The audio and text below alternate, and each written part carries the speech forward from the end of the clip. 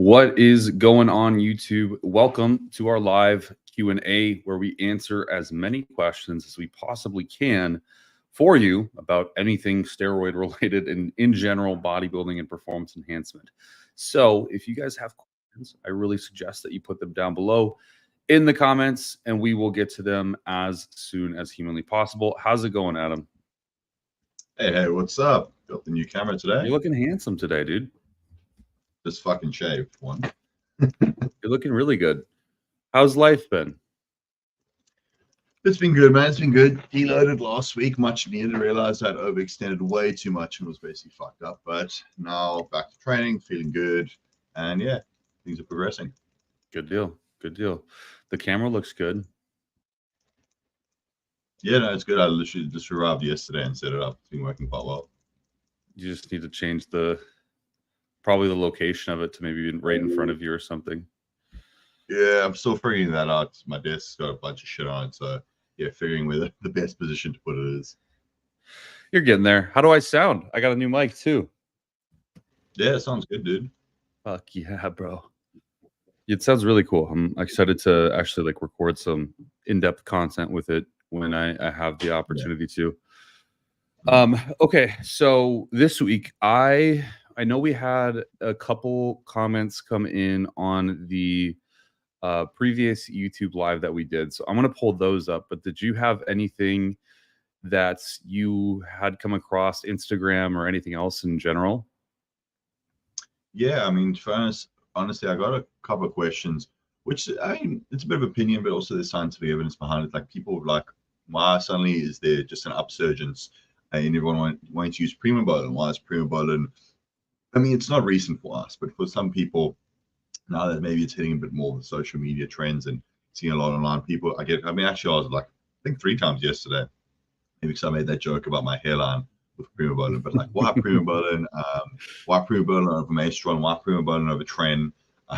That's an obvious one, but yeah, maybe you can dive into like why maybe it's a preferred compound, maybe why it's getting a bit of traction these days.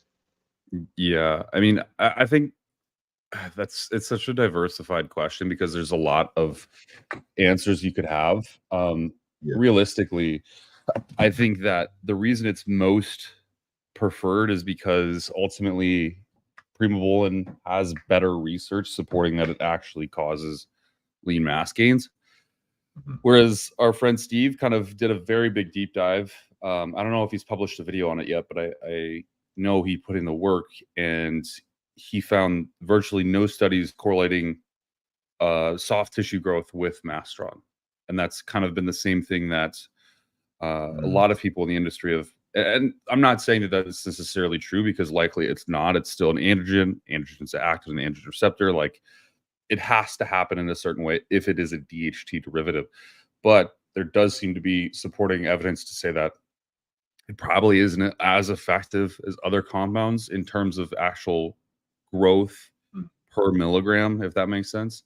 But I think also it's just Primobolan sort of the lore behind it. It just sounds better too. You know, it's like the thing that people hear and they're like, oh, Primobolan, like that's what, you know, Arnold Schwarzenegger, like the lore is just so much more prolific and compared to Masteron. Like no one really talks about Masteron as like this crazy lore thing. You know what I mean? Yeah, I mean, going back to your previous points about lack of, you know, studies on Masteron and muscle growth, I do agree there that there, you know, nothing at least that I've found. I think Kurt Havens raised a good point that lack of evidence or lack of a study does not necessarily indicate an outcome. Meaning that whilst we don't have studies on, you know, Masteron and muscle growth, I don't think that rules it out that it doesn't cause muscle growth. I mean, I think fucking John Jewett and his progress will be a testament to that. Obviously, there's polypharmacy and other things involved there. And I would agree there that potentially not the most tissue selective, potentially causes less inhibitors or less growth than something like Primobolan.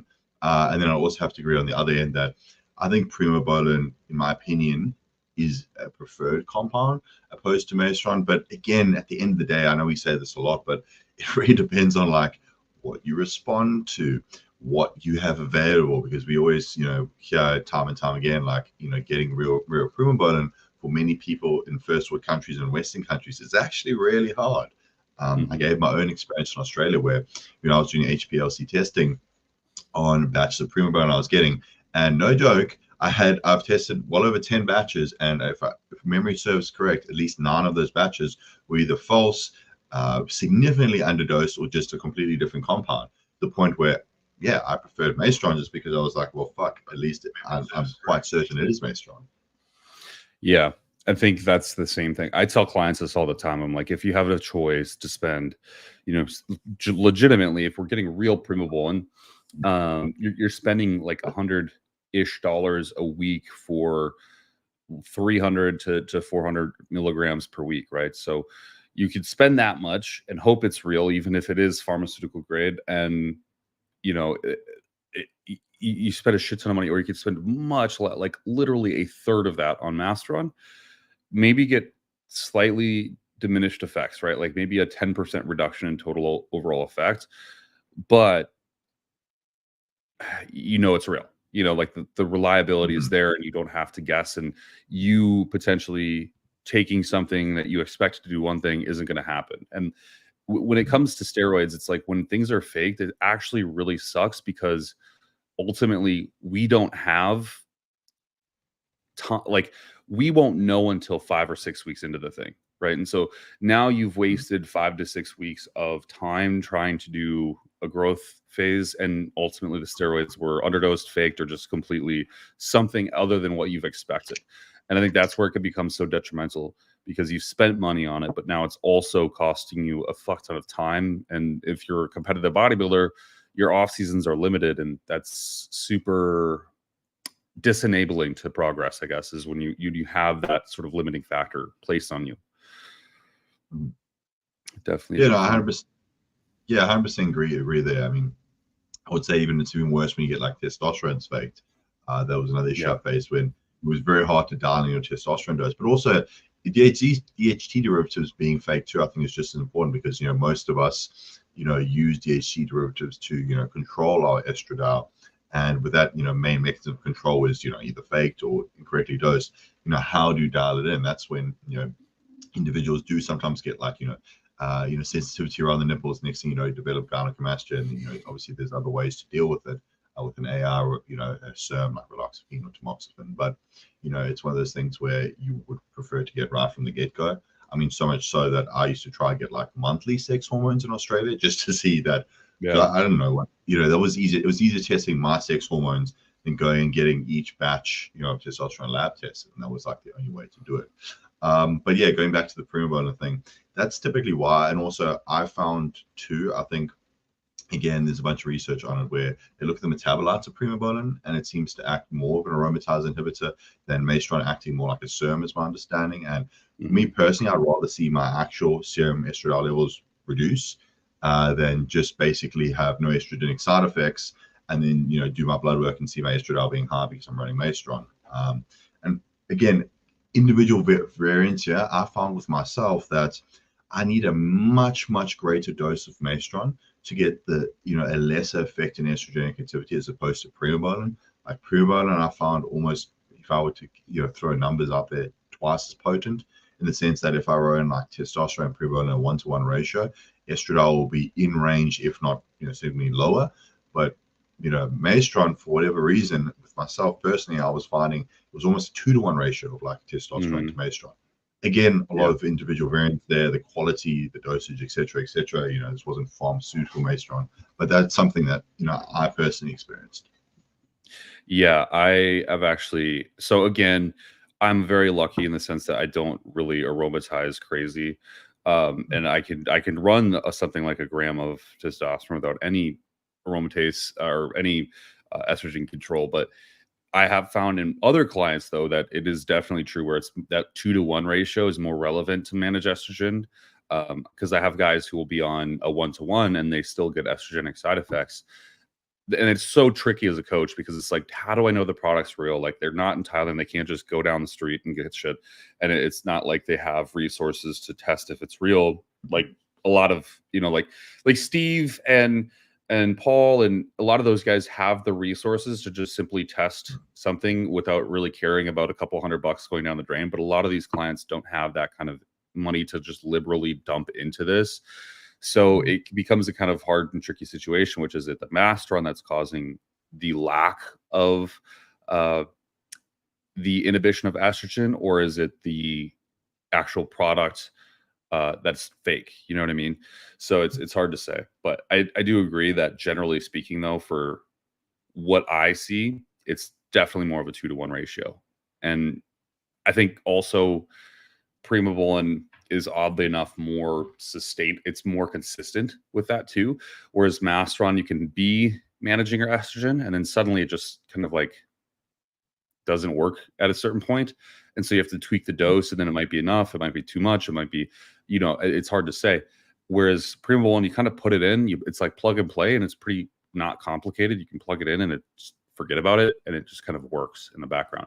But like you said, and this is something I've also seen and not a lot of people talk about, because I guess I've heard both ways, but for me, in my experience and your experience and a lot of my clients' experience, Primobolan is what causes the most hair loss compared to any anabolic. And hands down, that's what I hear most often. So I don't know if there's something there, but it's almost interesting to know that Primobolan causes more hair loss, because you would think that then that would hypothetically mean it's binding to AR more effectively. And if it's causing miniaturization of hair follicles, then maybe it's obviously it's more androgenic, but does that mean it's also more anabolic? I don't know.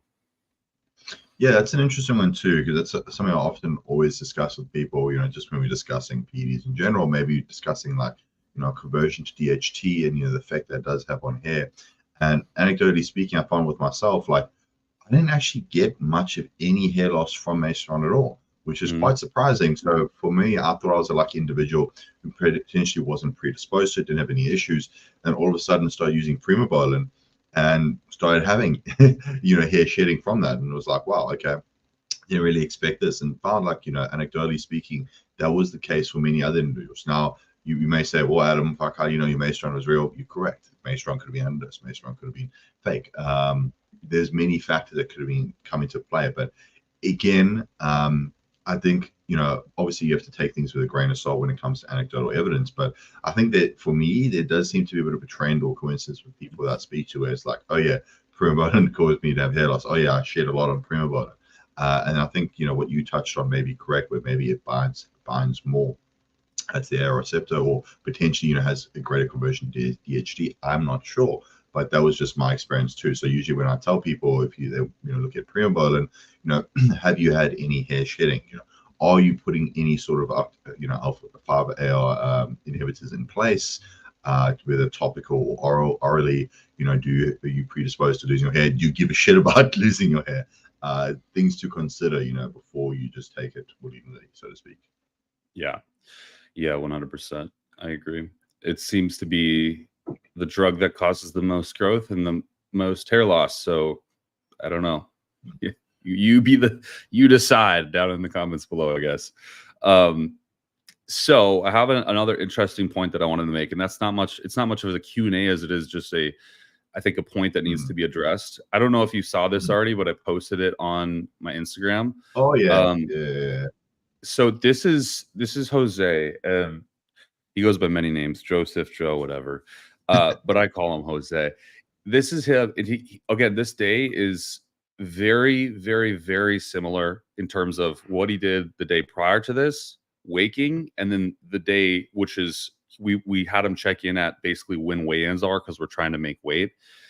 And he drank 9 liters of water. There's no carbohydrates still. It's just protein only. And there's no like other special sauce going on, essentially, right? And I think it's such an erroneous mistake when coaches will like pull water like 3 days before peaking, or like the show, right? Or like 2 days or 1 day before the show, like completely pull water. And I just think that's such a erroneous thing, because you can see right here, after 9 liters of water and 0 carbohydrates, he got like drastically fuller. Like his back looks wider, fuller, grainier, and so too does his quad, or his his hamstrings and glutes. And I think it's such an important point to make, that like water intracellular water is a really big part of how we peak people, and it's not just a carbohydrate gain. I think people just like, oh, you're flat, you need more carbs. No, bro, the likelihood of you needing more water is actually pretty high, like indefinitely high. um and I think a lot of people, especially like older school coaches, get this inflated, where it's like, you're flats, so you should eat Pringles. Don't drink any water. You want cotton mouth, and you don't want to drink any water because you're going to get wet. And it's like, if you only understood how blood volume worked and like how drastically important intracellular storage of hydration is at the end of the day. And I think it's just such an important topic to discuss, because a lot of people will peak, pull water, and look flat on stage and think they looked amazing. They can't get a pump backstage. And it's like, just drink the damn water. Like, there's almost never a point where there's some points where even, pulling water might be actually useful, but for the majority, like almost the grand majority of people, I think drinking water is really important. And then I'll also add, even if you take a diuretic, you should still be drinking just as much water, because ultimately the diuretic is going to do its thing, whether you drink or do not drink the water. And if you just stop drinking the water, that's where your intracellular stores are going to get extracted, and you're just going to look flat from taking a diuretic. Yeah, no, 100% there. I mean, to be honest, I would have hoped this would have been like dispelled by now, but it's actually wild how many competitors and athletes, I still speak to, or even come to me who are now clients, who say, oh yeah, I did my show last time. It was really sucks. Like, we pulled water like a couple of days out, and then show day, I was just so exhausted. I was faint. And then they say, but then they show me, oh yeah, but then look at these photos 2 days later, look so much better. And this was after, binging, drinking a bunch of water. And they still look better than they're on stage, because they literally look flat and actually watery, actually. And people don't understand, like, to store glycogen in the muscle, I believe it's like 3 grams of water per 1 gram of muscle glycogen. Don't quote me on the exact figure, but it's, factually correct that you have to have some level of hydration to actually store muscle glycogen. So you're eating all these carbohydrates. How the fuck are you uptaking it, and having it stored as muscle glycogen if you are depleted and not drinking water? Like, what's the phrase I heard often? Oh, the carbs aren't sticking. Well, fucking drink some water, and they will. I think that's something that, often, unfortunately, still gets done incorrectly. And also, right, this is one too. If you are ready early and you actually are stage lean, okay, and the reason why I think that the water thing comes on, because many people just don't get ready early or don't get lean enough. Like, you can see in this photo, man's got fucking striated glutes, the fucking glutes are boxed and caved in, the lower back is lean. The man's lean, he's stage lean, right? And people don't get that level of lean or don't get ready early, and they think, oh fuck, it's just the water, I gotta pull the water. It's like, no, dude, like, you unfortunately need like a couple more weeks or a few weeks of dieting still. It's not the water that's going to change things, because if you actually get stage lean, you get ready early, you'll be drinking water, but you look shredded and lean. And when you do your refeeds or your high days, you'll look drier, harder, whilst you're drinking water. So why do you think in your peak week, if you suddenly pull water, you're going to look even leaner? And that's one thing which always, I guess, baffles me, where I actually prefer the approach when it comes to peak week, that get ready early, see if you can actually just maintain in terms of like eating your carbohydrates so you're not spilling over, and just maintain that look going into the show. It's not always ideal. Sometimes you have to backload or front load depending on the competitor, but that's an ideal situation where you basically just hold every variable consistent and you just literally rock up on show day. I actually genuinely prefer that approach. I think too many people have given me stories about like, oh, I fucking ate a burger the day before and cut water and I look shit the next day, or I spilt over because I thought I needed 1,000 grams of carbs to refeed because I fucking thought I was Roman Fritz or some shit like that. Or just people doing wild protocols the week of, and probably would have been better doing fuck all, and just maintaining the intake as is. Yeah, and that's, I mean, basically we have such a sharp, with Jose here, we have such a sharp weight cap. It's 186, and he was 196 or 7 at the beginning of this, or just at the end of last week, and we're like, okay, like let's you know, we'll pull some tricks. And he's like, all right, so like, what does that mean? Pull water? And it's like, no, we're going to drink more water. And we're just going to make sure that you're hydrated appropriately. You're adding a specific amount of salt per meal. And we're balancing all things essentially. And your body will perceivably drop weight as long as you're doing things correctly. And so true. I mean, he woke up this morning at fucking 184, which is 3 pounds below his weight cap, which is insane. So with this, right, it's like, okay, we have no need to do anything crazy to meet his weight cap, and he can still have time to peak after he weighs in, because we didn't have to do some drastic bullshit and pull diuretics out of the case or like do something like that, right? It just makes for such a better peak. And the best part about it is now when he weighs in and then competes against the dudes that are in that weight class that he's barely able to squeeze into, he can now fill out and be 10 pounds heavier. And then everyone else in the weight class is going to look dwarfed. And I kid you not, this guy has some of the biggest arms I've ever fucking seen. If you can't tell from the back, it's insane. But it is the best situation to be in when you're peaking, is just have more water, because you can always manage it by taking things like diuretics when needed.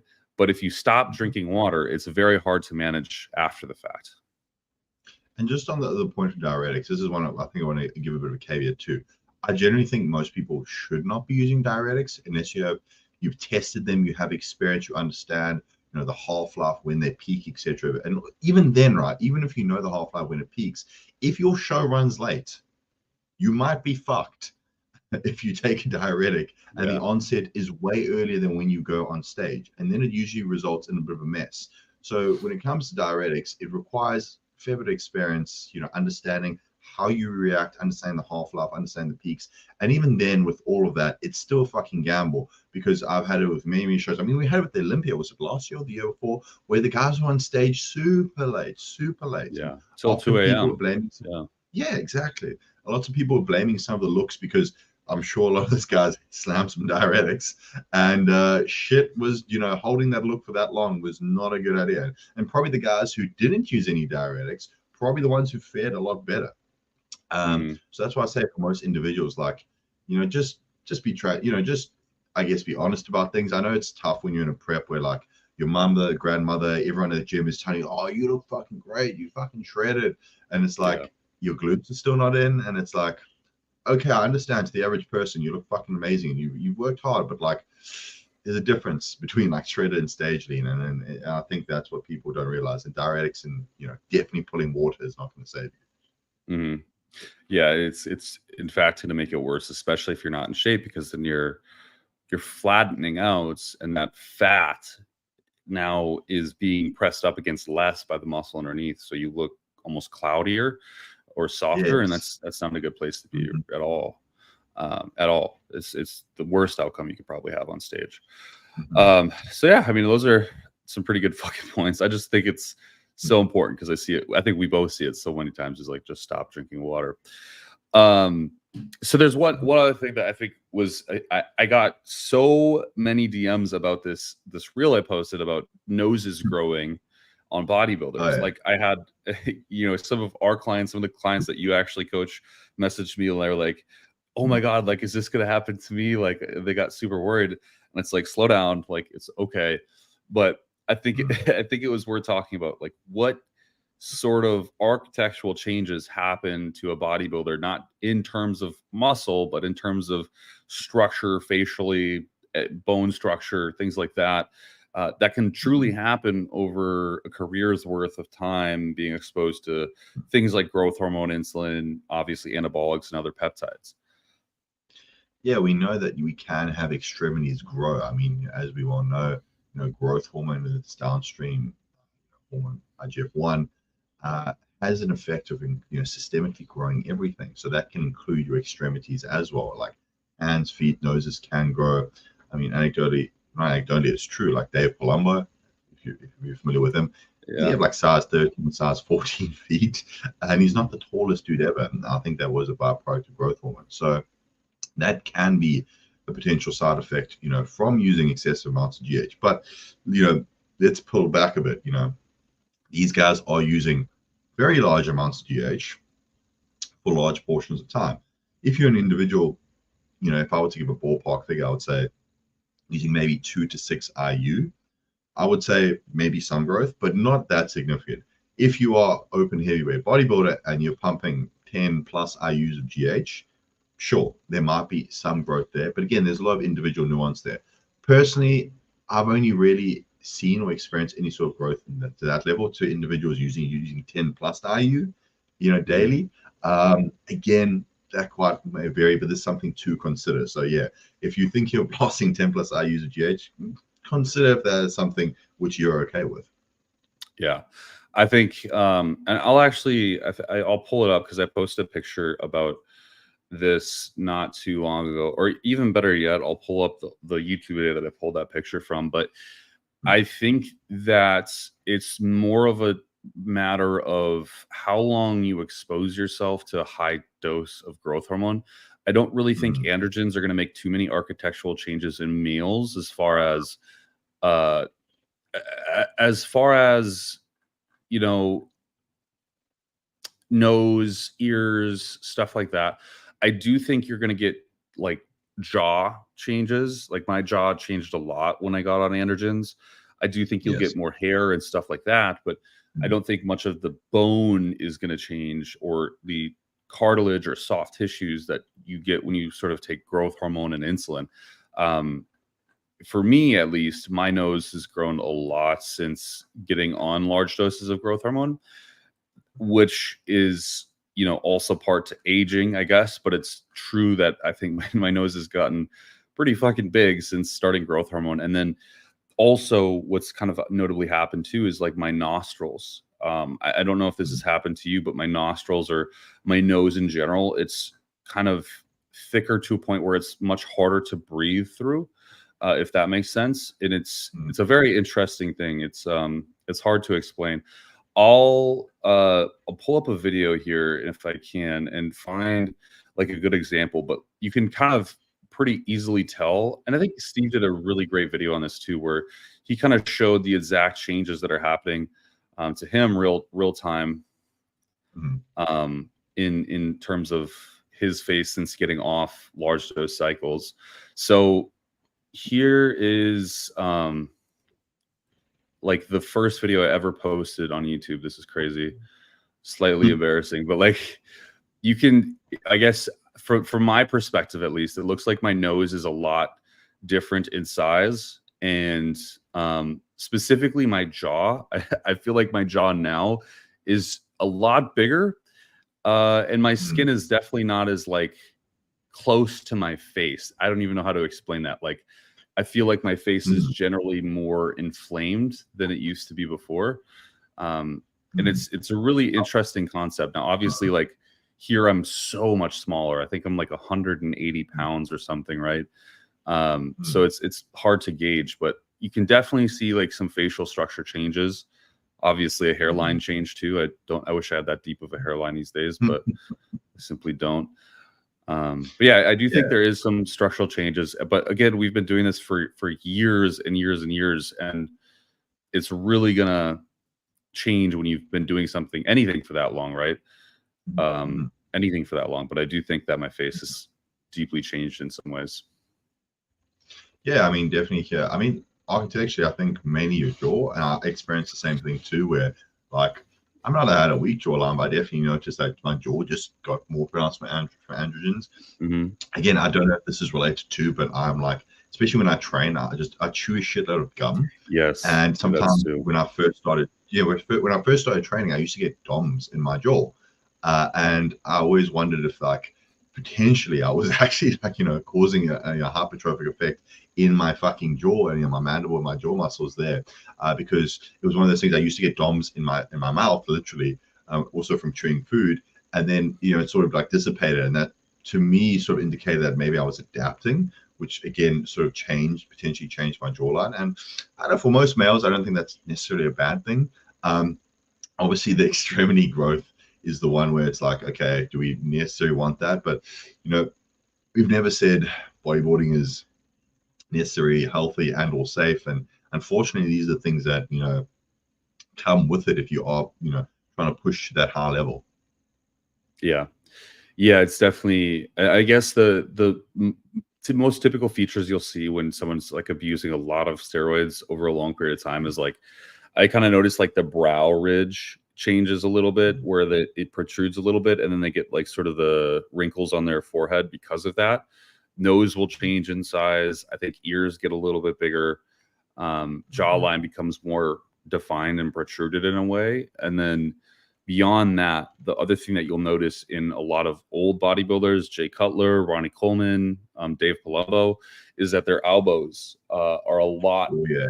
They protrude a lot more. Pointy elbows. Yeah. They have like those weird pointy elbows. And they protrude a lot more than a typical person's would. And I almost 100% certain that that's due to growth hormone exposure for a long duration of time. But it's not like, I want to very much so try to stratify this with as much carefulness as I can. It's not like you do this with 3 IUs of growth hormone, right? It's like 10, 12, 16, 20 IUs of growth hormone per day that's going to lead to that. So, yeah. And for prolonged periods of time, like even if you took 10 IUs, I would argue for like even 10 weeks, maybe, but I don't think so. Like, you have to understand these are significant amounts for long periods of time. Yes. Yeah. And here's a good example, because I think it's fun to just talk about shit like this because it's very real. This is, I'm not sure who, very pointy elbows going on there. We have, there's a lot of like old school bodybuilders, like the pointiness of their elbow. It's kind of weird. Like, I don't even know how to describe it. What you call like it. It's extending past the forearm. Yeah. Like Ronnie has some pretty crazy ones. It's very, very interesting. I believe personally it's probably due to growth hormone exposure, but that's just my guess. I think so too. I think growth hormone is the only thing that significantly changes at least bone structure or actual, the body's architecture, which cannot sometimes. And also, I think it is a bit individually dependent, because we know a lot of top pros are blasting growth hormone, but it seems to only present itself in not all, but not, I wouldn't say a select few, but again, it's not like widespread. For example, certain things are. It's also even like hair loss. Like, just as many pros blasting Primo, blasting Masteron, and they have a full head of hair. And I think it's sort of the same thing here, where maybe there's a bit of an individual response to it. Yeah, 100%. Now, on the topic of hair now, just because I think it's such an important one for us men out there who are losing precipitous amounts of hair, what did you recently start doing to combat hair loss? And I think it's quite interesting, because we had to get pretty creative with what you were doing. So I think it's really interesting to talk about. So I've got a fucking homebrew lab where I'm basically homebrewing my topical 5-alpha reductase inhibitor, specifically topical dutasteride. So, in Australia and the US, it's quite easy to purchase topical dutasteride or topical finasteride or whatever alpha reductase inhibitor, or like something like RU 5888 or 1. But for whatever reason, in Thailand, you can't find topical jack shit except for topical minoxidil, which is suspended in, I think, an alcohol solution. So what we have now resorted to is purchasing oral dutasteride and basically mixing it into the minoxidil to create our own topical solution, and using that. Because I found, when I previously tried 0.5 milligrams of dutasteride oral dutasteride daily, that fucked up my libido, that fucked up, my sex drive, that fucked up my erection quality, so much to the point where I was like, fuck, I might as well just be Vin Diesel if my dick's not working. Although I spoke to Todd about this, Dr. Todd, and thank you for him for this, where we're discussing the half-life of dutasteride, and it's actually quite fucking long.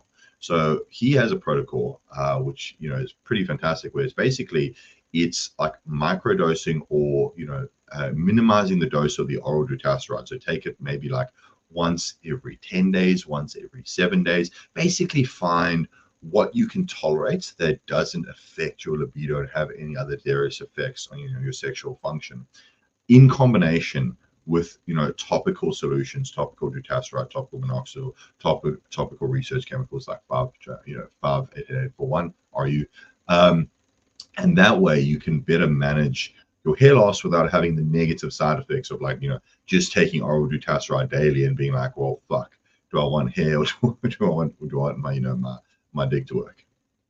Right.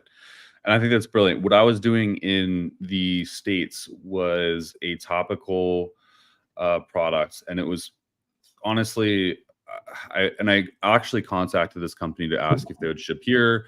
I would, happily talk about their product on my YouTube channel and Instagram because I already do, and everyone, seemingly has gone to them for service. But they had the best product, and they just simply won't ship it here, which really sucks because it was all pre-made. They had this topical dutasteride formula that I used, and this formula was awesome. And I wish we could get it here, but it was basically topical dutasteride, minoxidil, tretinoin. I don't even really, to be honest, know what this is. And biotin. And then they even had an upgradable version, which you could get metformin in the topical formulation, and it was awesome. It's a bit expensive, $70 for 30 days, but at the end of the day, if you're saving your hair, it's really not that bad, and it's still cheaper than a hair system for the year of using it. So I love this. And the closest thing that we found to something like this is simply getting the actual minoxidil and then an alcohol base. And then we looked up I looked up the proprietary blend for topical dutasteride in studies, and it was basically castor oil mixed with benzoyl alcohol mixed with dutasteride. And so if you can get dutasteride to basically dissolve in the minoxidil serum that has alcohol in it, or the minoxidil formulation that has alcohol in it, then theoretically it could work if you crushed up the tabs, made them dissolve in the alcohol and minoxidil, and then topically applied that. And so that's kind of the next best thing that we can come up with currently. How are you doing that? Because usually minoxidil is either in a pre-made foam in like a pressurized canister, or what is yours? So the one that I got here in Thailand is basically, it's just an alcohol solution. So you can literally just put the crushed up dutasteride tabs right in there. Or in my case, I was able to get, well, these were from Australia, to us. I don't know if I have to get them here again, but it's dutasteride in basically like gel capsules. So it's ready in a liquid form, which I just like snip and just pour in, which is working quite well. When I run out of that, I might be fucked if I can only get the tablets. Yeah, well, not really. I can crush up the tablets into a very fine powder, and mix it in. Yeah, but that's kind of what I've been doing. Okay, very interesting.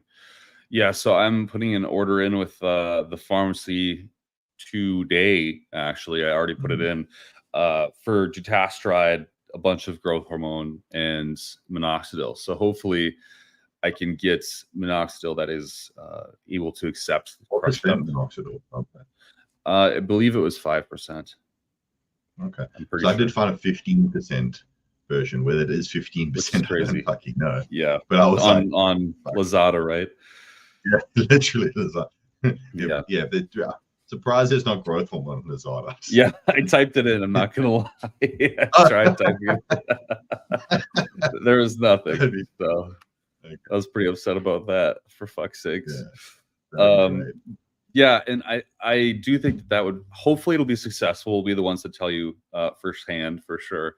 But what I really was looking at recently as an inspiration, I think I'm going to make a video on this, is Wesley Vissers, because he still has a really good head of hair now after winning the Arnold, and he started out like pretty bad, dude. Like if you look at his hairline, it was like almost gone, and then he started treatment with a protocol, which I'm pretty sure I briefly watched it, and it was something like topical formulations of, I think, what we're doing, and then also he would use I would have to watch it. He did, I believe he did topical. There's a herb in specific that people use, and I can't remember it for the life of me. I watched this one a while ago. I can't remember the full protocol, but if memory serves correct, he was using, I think minoxidil. He was using RU 58841. Yes, yeah, I believe he was also doing microneedling, and that's one thing which I haven't tried yet, which I think really does work. Except my dumbass bought the microneedling machine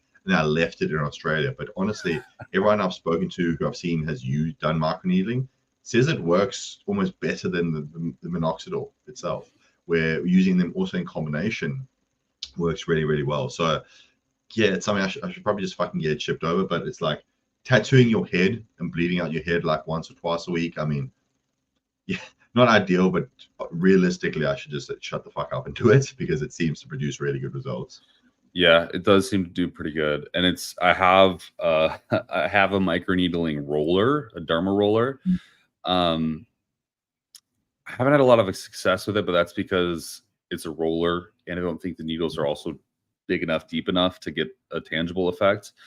But it is definitely painful. That's for sure. It's like you're literally performing self-harm every other morning or something, where you're just rolling your scalp with fucking needles penetrating your skin, and it's not fun, but I think it does work. It does something that is tangible enough to say, okay, like I'm making results. I mean, when I was using that topical formula, I was doing for a couple months there, I was doing the derma roller for once a week as a minimum, twice a week as a maximum. And I pretty much saw a complete stop of my hair loss in any form. Since stopping both of the treatments, it's been like the other day I was just sitting in the kitchen and I was just like, I want to like look at this shit. And I was just like going like this, and just like clumps, like literally like fucking, hundreds of hairs in my hand. They're just like putting them on the ground. I'm like, this is crazy. And I was like, all right, we got to do something about this now. So yeah, I'm the same. Gear, man. Once I ran out, yeah, I'm the same. Once I ran out of the topical just right here, I was basically like showering, and I was like, oh fuck, I'm shedding a lot more. So it is quite noticeable. So yeah, if you are someone if you're prone to hair loss, if you're a genetic, it runs in the family basically, or you're someone who's using a DHT derivative, I would say, yeah, just get a topical solution preemptively if you can afford it, and just fucking put it on your head. And yeah, don't wait till you've lost most of it. I mean, I think there was statistics saying that most people don't notice hair loss until they've lost like 30% or something, some number like that, which sort of makes sense because if you've never thought about hair loss and you're losing hair follicles, you don't think about it until it's like, oh fuck, there's a patch missing. Oh shit, yeah. I can see the worst is when you like in downloading, you notice it and you're like, oh, I'm really losing hair, like in a bathroom light or something like that, or like even this light, if I have it on really bright, it's shining up like down on my head. It's like you can notice it, and it's like, oh fuck, oh man, like this is real. It's not fake anymore. It's a scary feeling. It's really a scary feeling, but you can do stuff about it, which is not bad. Yeah, there is nandrolone only therapy and shit like that, but I don't personally love that. Yeah, I don't. We have a couple people in our circle who use it and do that, but I just simply think it's maybe not the best case scenario for cognitive function, and I'm more worried about my brain than my hair line, I guess. Exactly. Yeah. I'm gonna be a bit more opinionated on this one and say, I think it's stupid personally. I think there are use cases for it because everyone has different trade-offs, right? But I think if you're someone who values cognitive function, if you're someone who values neurological drive, if you're someone who values, I guess, their state of well-being and values their sexual function, I think nandrolone only is a shit idea personally. Are there the few people who it works really well with? Yes. Okay. If you speak in absolutes or broad statements, I think you're wrong there. But we generally like to speak about what works best for most, because if I just say, oh, testosterone works for everyone, well, that's not exactly true. Some people just aromatize super heavily, and maybe it's pushing testosterone worth it for them. At the same time, some people respond to nandrolone. But I think for most people, I think nandrolone only is stupid, and you should really explore other options before considering it. That's just my personal opinion, but yeah, I do know some people would like to use it. Yeah. Yeah. Joe says that his girl says he would look like a douche with hair. I think You that got is one. yeah, you got a good one. I think you got a really good one. And same thing with Steve. He just shaves his head, but he has a full head of hair. And I'm like, you fucking bastard, man. And like, Yeah, I that's know. his life. You know, like, I no know. one cares. Everyone still loves him. Like, you piece of shit, dude. You fucking lucky bastard. It's definitely a tricky thing because it's such a point of contention for males. At the end of the day, the amount I think it truly matters is probably so little. It's irrelevant to concern yourself with. I shaved my head like I think it was 7 months ago now, something like that, and just to see what it was like, and it wasn't bad, honestly. Like no one really commented anything bad, and it was the only thing that was weird is it just changed my personal image, you know. And I think that's the hardest thing is like it changed how people see me, not in a negative light, but just how they see me in general. Like my first impression is different based on not having hair, which is a weird concept. Hey fellas, currently on a cut and looking into metformin. Do you recommend it, or is there any merit into there being a carcinogenic carcinogen effect associated to its extended release tabs? I think that there's a recall. I remember this recently. There's not recently, but this was maybe 2 years ago. There was a recall on the extended release tabs due to possible carcinogenic effects. But I think they go ahead. Excuse me. Yeah, excuse me, interjecting. Wasn't that specific formulation of the metformin less to do that there was extended release?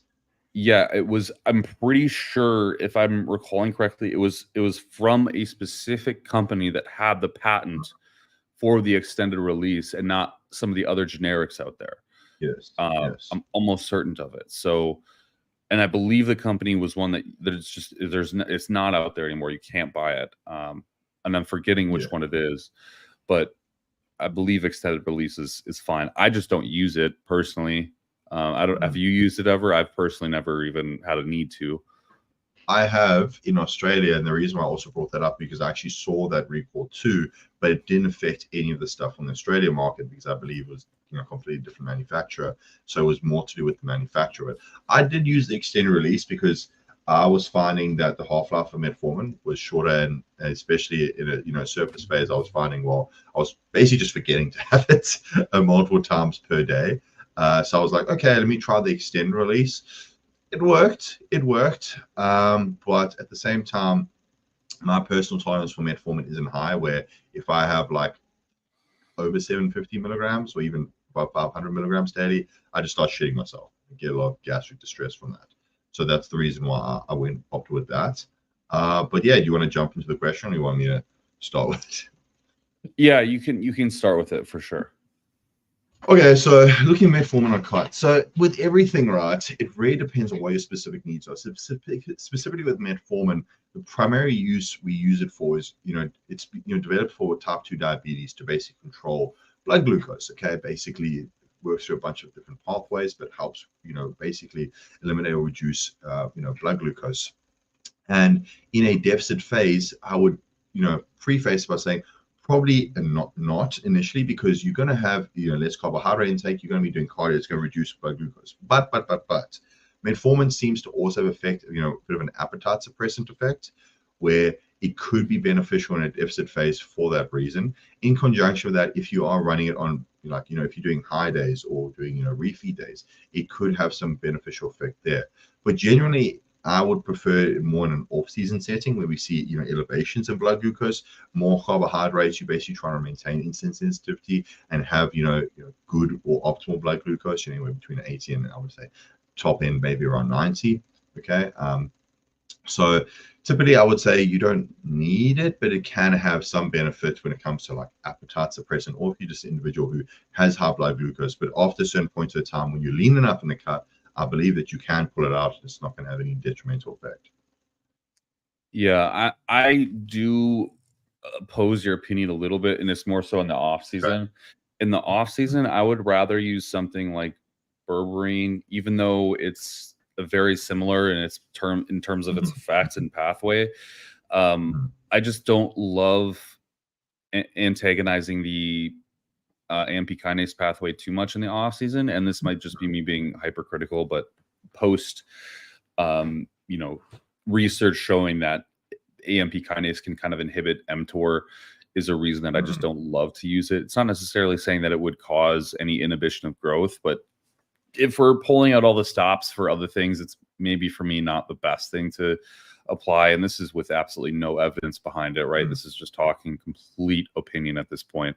But for me, if we're adding an IU of growth hormone, we might as well take out metformin and do something instead differently and to manage insulin sensitivity.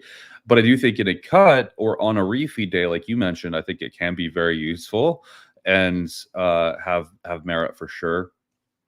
You know, people go as far as injecting glucagon for a cut, which if you're doing that, you might as well take metformin if we're talking about really potentially negative things for your long-term structural muscle integrity.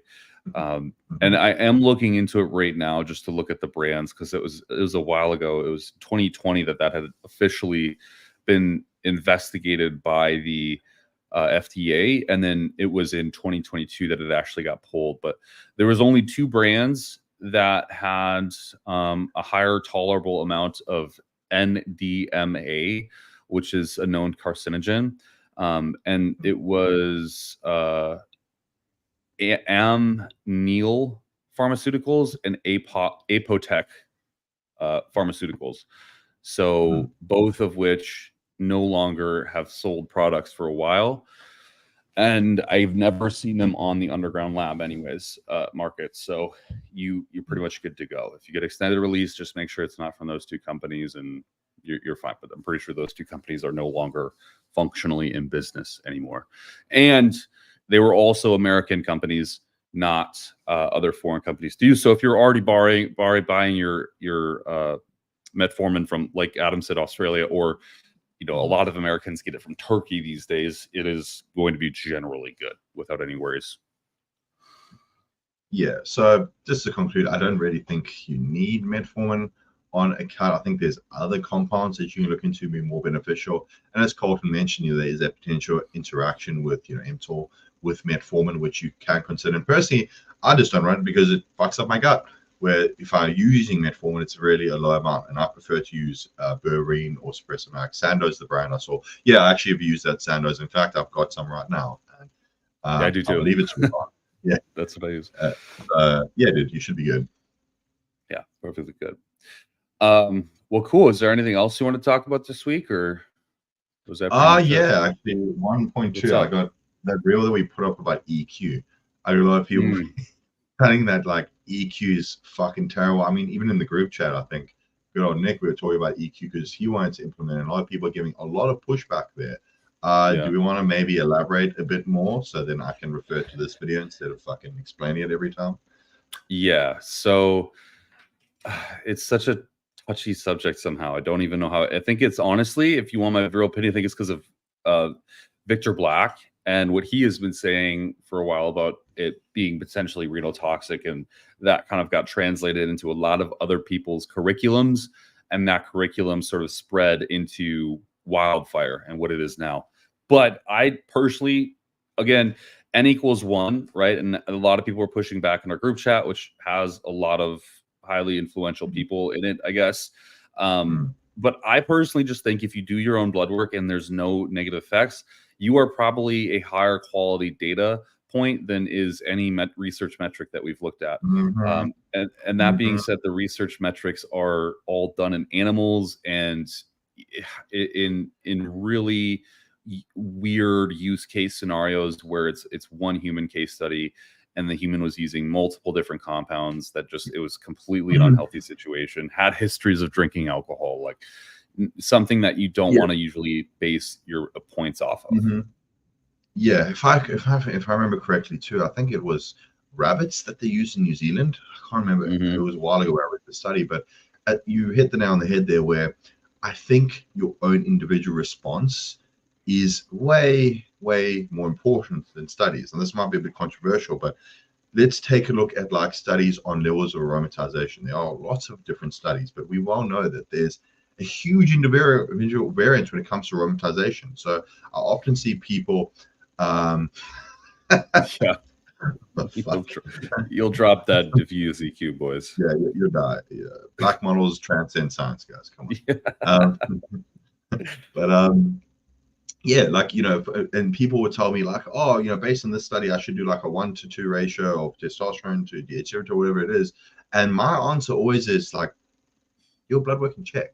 Like you raised the point, how you can run a gram of testosterone and you have minimal aromatization. If you were to do a gram of testosterone, a gram of Primobolan, you would fucking crash your estrogen, you feel horrible. So I think there's a lot of merit, you know, definitely look at the science. I'm not saying fucking don't look at the studies and don't take that into consideration. But as we well know, we probably know a lot less about, you know, biochemistry and how the body interacts with polypharmacy than we want, because unfortunately we don't have studies on enhanced bodybuilders running a bunch of different shit, okay, in a tested and controlled environment to be like, okay, we've seen this. We don't have longitudinal data on a lot of this stuff. So most of the time it's extrapolation. At the end of the day, right, you care about what happens to you. You don't care what happens in a study. You don't care what happens in theory. You care what happens in practice. So if you take EQ and your EGFR is going to shit, your cystatin is going to shit, yeah, dude, fucking don't take the EQ, okay? It's not well. But if you're an individual like me who gets hair loss from DHT routers or Primobolan specifically, who wants to maintain some hair for now, okay, it might be beneficial to consider compounds like EQ. In fact, I'm using it right now for that exact reason, because it's a compound which I want to explore again. I'm doing frequent blood work. I'm checking all my liver and kidney markers, and so far so good. Yes, there's, you know, issues with, you know, increased hematocrit and things like that. That's a different discussion. RP6, blood donations, therapeutic phlebotomies, things like that. You can get around that. But I think it's too quick to give broad sweeping statements like, you know, EQ is going to melt your fucking kidneys right off the case. No, I don't think so. I think when there's the gray areas, when we don't have a lot of actual tangible human data, that's when you can sort of extrapolate things more. Okay, yeah, but on the same time, you know, Adam, but what about stuff like tren, which we know is going to be like fucking toxic? Yeah, sure. Okay, we know that like you're not going to be some individual who takes 300 milligrams of tren a weekly and just be fine and have like no deleterious effects. Yes, there's still a margin there. Some people seem to tolerate it quite well, better than others, and don't have a serious degradation of health markers. But that's something we know most people might have a negative response. But we also do have a lot of data on that and a lot of individual blood work on that. So I know at the end of the day, it's always context to your blood work. Yeah. And at the end of the day too, I think I talked about in the group chat, like it is a lot of it is fluid volume. Like I can inject, you know, 2 milliliters of fluid and it is going to be a lot more milligrams versus if I was to inject 2 milliliters of Primobolan. And that alone is sometimes amazing in terms of what you get out of it for just sheer quality of life. And I think that goes unspoken as well. And I think Nicholas makes a really good point here. And I've said this a lot. I think he says it's plausible that any/all AAS provide a level of harm to the kidneys, regardless of blood pressure being under control.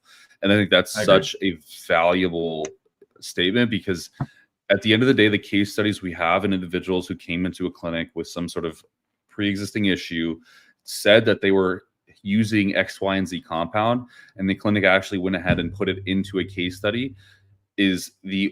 Those use case scenarios are so hard to interpret because they're using testosterone, Masteron, Trenbolone, and Equipoise, or they're drinking concurrently, they're smoking concurrently, and like there's all these other effects happening. But what you can almost rest assured is that in each of those cases, they're using polypharmacy. They're using multiple anabolic compounds, and it's likely that all of them in some way or another impacts renal function. And it's not just a crapshoot on Equipoise, basically.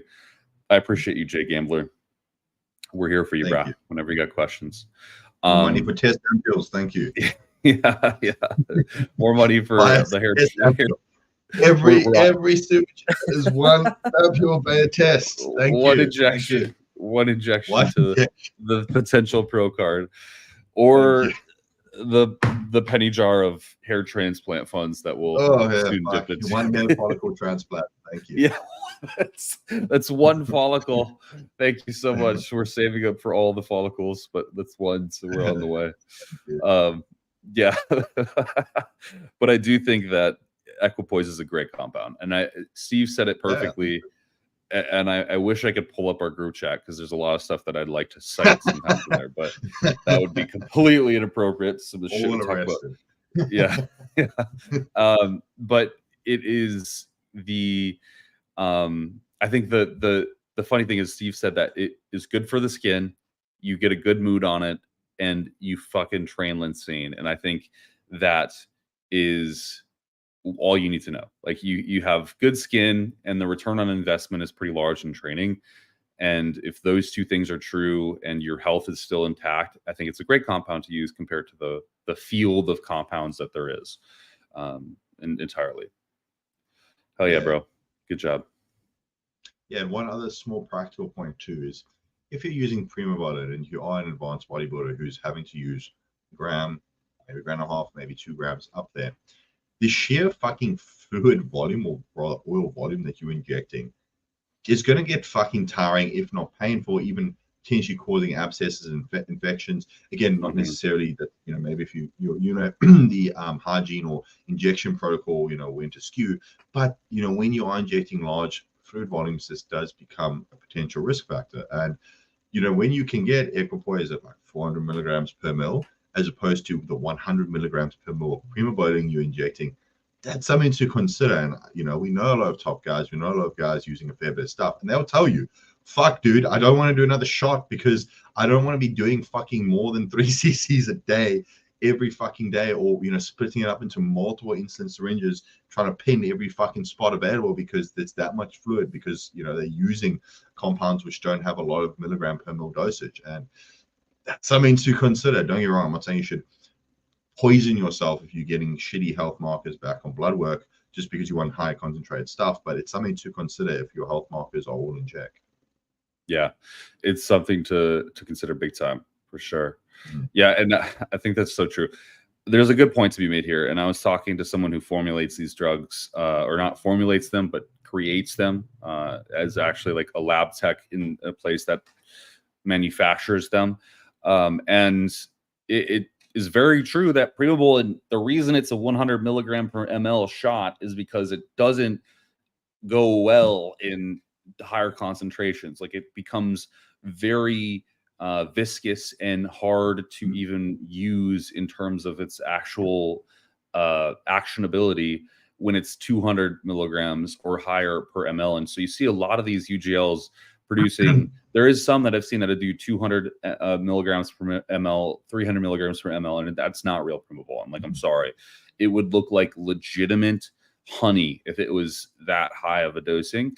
And so just to be aware, like if you're injecting, if you're using Primobolan and it's real, you're going to have to do extremely high fluid volumes, and it's just not fun. It is absolutely horrible. Nicholas says, regardless of the drug being injected, Primobolan or Equipoise, injecting oil, alcohol, or solvents is harmful to body outside of the effects of androgens. Basically, taking any drug equals taking, yeah. And I said this too, and I'm going to post it in a reel, but hacking biology in any sense is always going to have its consequences. Like there is, you can't, there is no, I think,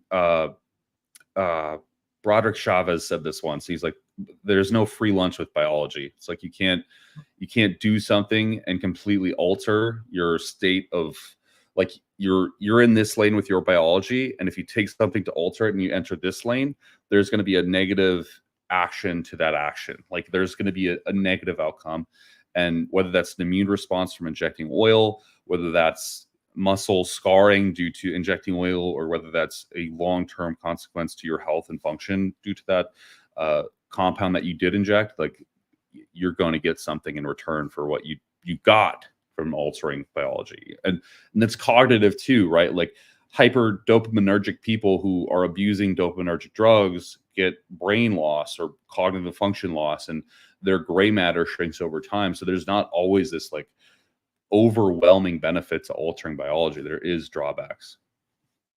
No, 100%. I mean, you can see it in basically all our discussions and every PED educator out there. Okay, you take the, people, that's why when we're discussing people getting into PEDs and getting into pharmacology, guys, it's not, so many people think it's simple as, oh, I get my $40 vial of testosterone and I just inject it and that's it. And fuck, I wish it was. But it's like, no, as you can see, oh, we have to control blood pressure. Oh, maybe we have to deploy ARB.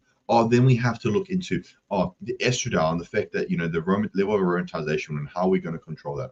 Then we have to look at 5-alpha reductase inhibitors because it's converting to DHT. We're getting androgenic alopecia. Then we have to consider other health markers, kidney and liver function. The blood work and tests required to go to keep that in check. And then we're taking PSK9 inhibitors, and then we're taking ezetimibe. It's like, yes, your lipids are going to shit, and then then you're getting fucking, you finding that you are less sharp because maybe there's some sort of neurological, downregulation or some sort of function that's happening. When you look into like Salank and fucking Samax and fucking ADHD medication. So yeah, correct. It's so much more complex than that, and we don't really know. We're not claiming to be fucking, know everything here, but it's something to consider when you're doing these things. And that's why we say to people, like, this shit's expensive. And I'm not talking about the fucking $40 vial of testosterone. I'm talking about the time, resources, and just pure funds that go into trying to keep as healthy as possible. Because you can be that dude who's just like, fucking brother, just fucking inject and hope for the best. And fuck, go for it, dude. But like at the same time, I think that's like driving, speeding without a seatbelt and then hoping that thing goes all right when you fucking hit a speed bump. Like, no, dude, that's why you fucking fucking out at 40. Right. Right. No, it's true.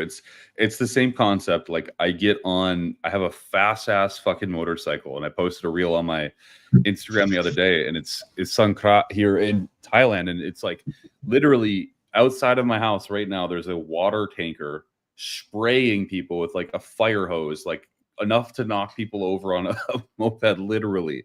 And every day I have to leave the house on a motorcycle, understanding that people are intentionally going to be shooting me with high pressured water as I'm driving on a 650cc motorcycle as a white guy who's 6'2", when everyone else is like an average height of 5'4", as an obvious target, right? And like everyone can't afford a moped, let alone a super bike. And here I am driving down the road, right? Massive target. And I'm like, okay, like this is definitely not safe, but I'm doing it because it's like going to get me to the gym. While I could take a Grab for $3 to the gym with AC and a luxurious interior, like it's that choice that's basically the equivocal of what you're using. So, yeah. All right, Adam, I have to get off and talk to Jose about his weigh-in tomorrow, and then, or is that today? No, it's tomorrow. It's his night, Thursday. So, but I appreciate it. And then for everyone who is in this chat or watching this following the live, if you are interested in coaching, as this little box says below me, we do provide it. Myself and Adam are very intricate. We build probably the best programs on the internet without a doubt, and it will get you results. If you follow our program, it will get you results. I think that's like if someone joins our program and they're like, hey, I want to get to the highest level of being, and they follow it step by step, you will get there. Like we can confidently say that you will get to the best person that you could possibly be at bodybuilding or not. Click the link, learn more below. If you are interested, let's get up and on a program. And elsewhere, there is free resources down below as well. You can download dosing protocols and all sorts of crazy shit. And if you have questions that we didn't answer here, you can literally drop them down below. We'll come back to them in our next video and make sure we get them answered. Okay. Thank you guys. Appreciate it. Take care. Yeah. Thank you guys. Appreciate it. Everyone be safe this beautiful, beautiful holiday weekend. Well, it is for us, not for you guys, but yeah. Losers. Yeah. Anyways, we'll talk to everyone in the next week, Thursday, 8:15 p.m. CST.